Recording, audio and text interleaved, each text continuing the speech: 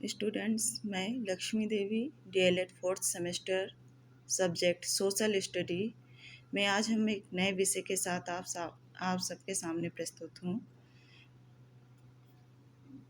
Chapter 8 विषय हमारा संयुक्त राष्ट्र संघ गठन, अंग एवं कार्य। आज हम संयुक्त राष्ट्र संघ के गठन, उसके अंग एवं कार्य के विषय में जानेंगे। तो सबसे पहले हम जाने संयुक्त राष्ट्र संघ। प्रथम विश्व युद्ध 1914 से 1918 तक चला। युद्ध के विनाशकारी परिणामों से बचाने के लिए 1914 के बाद लीग ऑफ नेशन की स्थापना की गई, लेकिन इससे विश्व में शांति स्थापना में विशेष सफलता प्राप्त नहीं हुई और सन 1939 में पुनः द्वितीय विश्व युद्ध प्रारंभ हो गया, जो प्रथम विश्व युद्ध से ज़्यादा विनाशकारी था। अतः विश्व के समस्त राष्ट्र स्थायी शांति के लिए प्रयत्नशील हुए और राष्ट्र संघ में सुधार करते हुए एक नई अंतर्राष्ट्रीय संगठन संयुक्त राष्ट्र संघ की स्थापना की। अब हम देखेंगे कि संयुक्त राष्ट्र संघ का गठन कैसे हुआ और कब इसका गठन किया गया और कौन कौन से देश जो है इसमें सबसे पहले सदस्य बने। तो संयुक्त राष्ट्र संघ के गठन के विषय में जानेंगे। संयुक्त राष्ट्र संघ एक अंतर्राष्ट्रीय संगठन है। इसकी स्थापना 24 अक्टूबर 1945 को अमेरिका के सैन फ्रांसिस्को नगर में की गई। जो संयुक्त राष्ट्र संघ है, लीग ऑफ नेशन के बाद जब वो अपने उद्देश्यों में सफल नहीं हो पाता है, तब 24 अक्टूबर 1945 को अमेरिका के सैन फ्रांसिस्को नगर में संयुक्त राष्ट्र संघ की स्थापना की गई। और यही कारण है प्रत्येक 24 अक्टूबर को जो है संयुक्त राष्ट्र संघ दिवस के रूप में भी मनाया जाता है। इसका लक्ष्य था आने वाली पीढ़ियों को युद्ध की विभीषिका से बचाना। प्रारंभ में इस संघ में 50 राष्ट्रीय सदस्य ने हस्ताक्षर किए, जिसमें भारत भी सम्मिलित था, तथा बाद में पोलैंड ने भी हस्ताक्षर कर 51वां सदस्य राष्ट्र बन गया।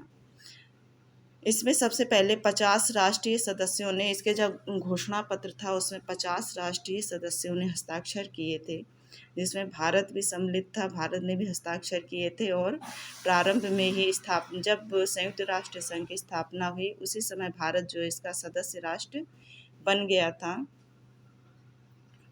तथा बाद में पोलैंड जो है उसने बाद में इसमें हस्ताक्षर करे और 51वां सदस्य राष्ट्र जो है बन गया था।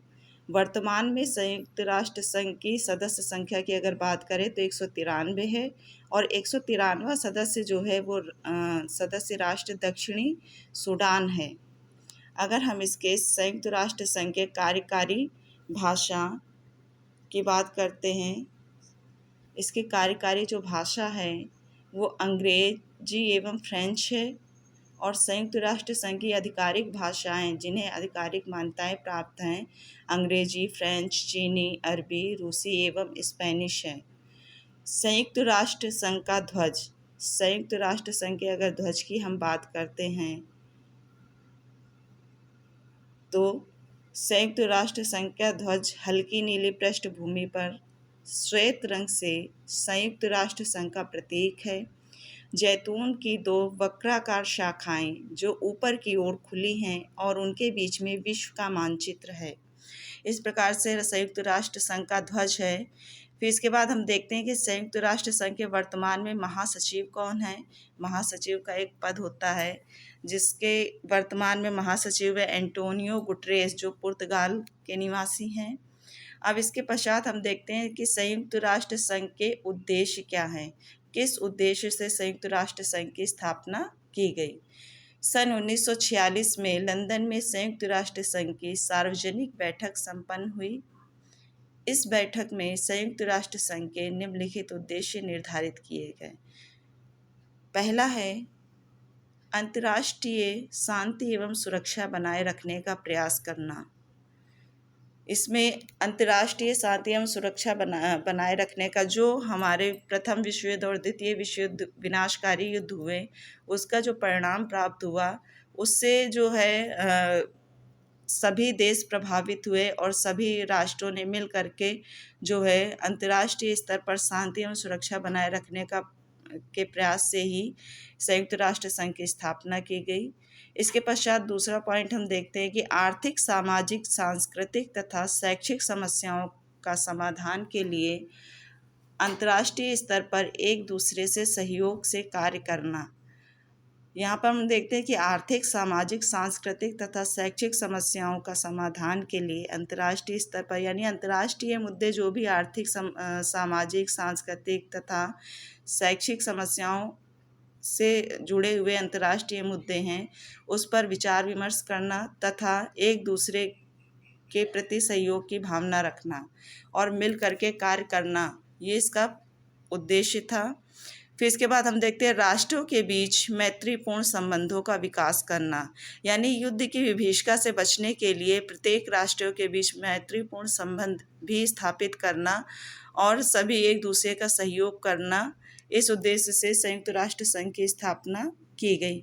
इसके पश्चात देखते हैं चौथा है प्राकृतिक संसाधनों के दुरुपयोग को रोकना तथा जनमानस को अधिकार दिलाना। जो प्राकृतिक संसाधन है जिनका दुरुपयोग न किया जा सके तथा सभी जनमानस को समानता का अधिकार देना, सभी को जो है अपनी बात कहना, अपने विचार विमर्श कहना अंतर्राष्ट्रीय स्तर पर, तो इस प्रकार से इसके उद्देश्य निर्धारित किए गए।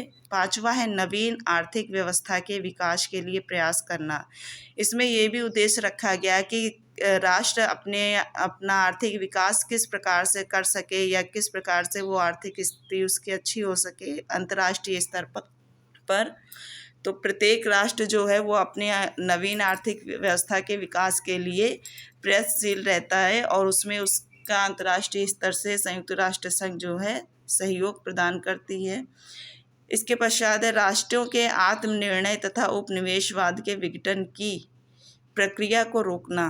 जो राष्ट्रों के आत्मनिर्णय तथा उपनिवेशवाद के विघटन की प्रक्रिया को रोकना, जो उपनिवेशवाद के द्वारा एक राष्ट्र पर दूसरे राष्ट्र का जो अधिकार बढ़ता जा रहा था, तो उस तरह से उस उपनिवेशवाद की जो प्रक्रिया चल रही थी उसका विघटन चल रहा था, उस प्रक्रिया को रोकना था।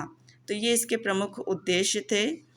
इसके आगे हम संयुक्त राष्ट्र संघ के अंग के बारे में चर्चा करेंगे नेक्स्ट वीडियो में, कि जैसे इसके 6 अंग होते हैं: महासभा, सुरक्षा परिषद, आर्थिक एवं सामाजिक परिषद, न्यास परिषद, अंतर्राष्ट्रीय न्यायालय, सचिवालय। इसके विषय में हम लोग नेक्स्ट वीडियो में चर्चा करेंगे। धन्यवाद।